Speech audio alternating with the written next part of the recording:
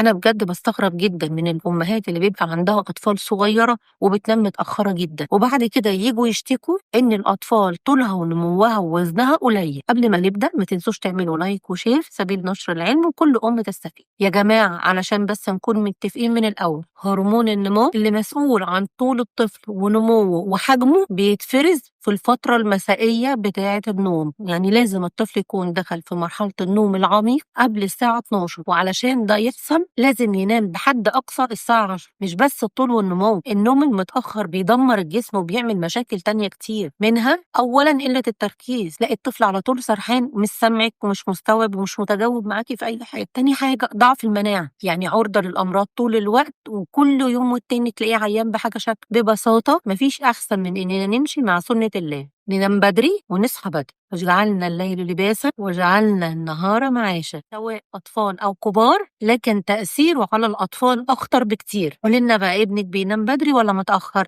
ما تنسيش تعملي لايك وشير عشان كل أم تستفيد.